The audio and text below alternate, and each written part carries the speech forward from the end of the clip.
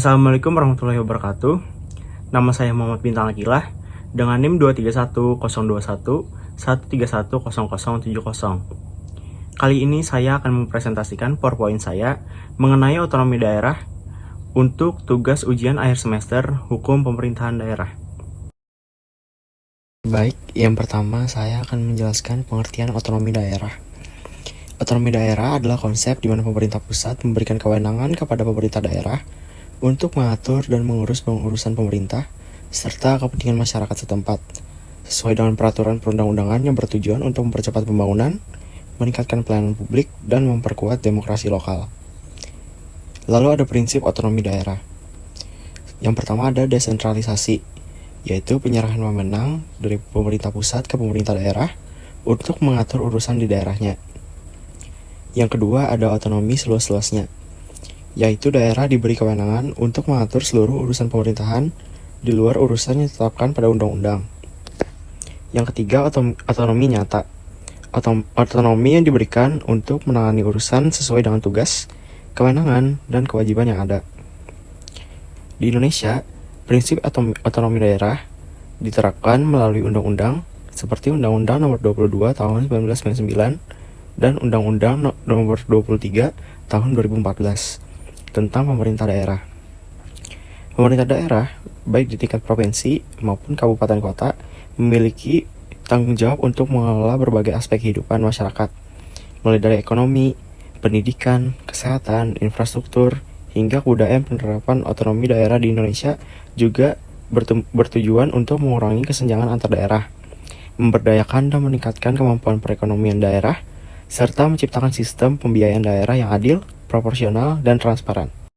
Menurut Undang-Undang Nomor 23 Tahun 2014 tentang pemerintahan daerah, pembagian kewenangan antara pemerintah pusat dan pemerintah daerah didasarkan pada beberapa prinsip utama. Yang pertama, urusan pemerintahan absolut. Urusan yang sepenuhnya menjadi kewenangan pemerintah pusat, contohnya meliputi politik luar negeri, pertahanan, keamanan, justisi, moneter, dan fiskal nasional, serta agama. Yang kedua, ada urusan pemerintahan konkuren. Urusan yang dibagi antara pemerintah pusat dan daerah. Urusan ini terdiri dari urusan pemerintahan wajib dan urusan pemerintahan pilihan. Urusan pemerintahan wajib terkait dengan pelayanan dasar seperti pendidikan, kesehatan, pekerjaan umum, perumahan rakyat, ketentraman dan ketertiban umum, serta perlindungan masyarakat.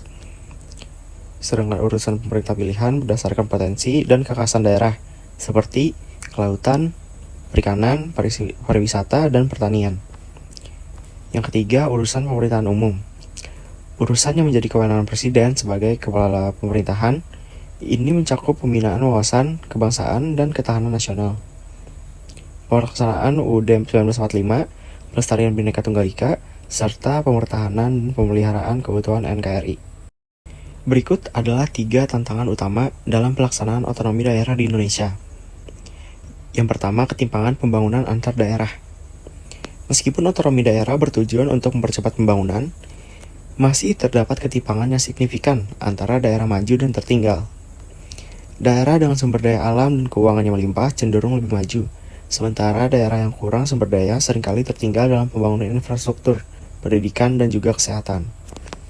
Yang kedua, ada korupsi. Korupsi di tingkat daerah menjadi salah satu hambatan utama dalam pelaksanaan otonomi daerah. Dana yang seharusnya digunakan untuk pembangunan seringkali disalahgunakan oleh oknum-oknum yang tidak bertanggung jawab, mengurangi efektivitas program-program pembangunan dan pelayanan publik. Yang ketiga, lemahnya kapasitas aparatur daerah. Banyak daerah yang masih menghadapi masalah dalam hal kualitas sumber daya manusia, kurangnya pelatihan dan pengembangan aparatur, serta sistem remunerasi yang belum memadai, menyebabkan inefisiensi dan inefektivitas dalam birokrasi daerah. Salah satu contoh konflik otonomi daerah di Indonesia dan cara pencegahannya. Salah satu contoh konflik antara pemerintah pusat dan daerah dalam pelaksanaan otonomi daerah adalah konflik batas wilayah antara Kabupaten Halmahera Utara dan Kabupaten Halmahera Barat di Provinsi Maluku Utara, yang disebabkan oleh peraturan-peraturan pemerintah yang tidak jelas, seperti contoh Peraturan Pemerintah Nomor 42 Tahun 1999. Lalu masalah sumber daya alam yang menjadi ajang perembuatan wilayah karena dapat menjadi sumber utama pendapatan masyarakat di sana. Hal ini juga disebabkan oleh kurangnya koordinasi antara pemerintah pusat dan daerah dalam penempatan batas wilayah. Cara pencegahan konflik di atas adalah dengan mediasi oleh pemerintah provinsi. Pemerintah Provinsi Maluku Utara berperan sebagai mediator untuk menyelesaikan konflik ini dengan mengadakan pertemuan antara kedua belah pihak. Pemerintah pusat juga harus merevisi Peraturan Pemerintah Nomor 42 Tahun 1999 untuk memperjelas batas wilayah dan menghentikan perpecahan. Sekian materi yang dapat saya sampaikan tentang otonomi daerah.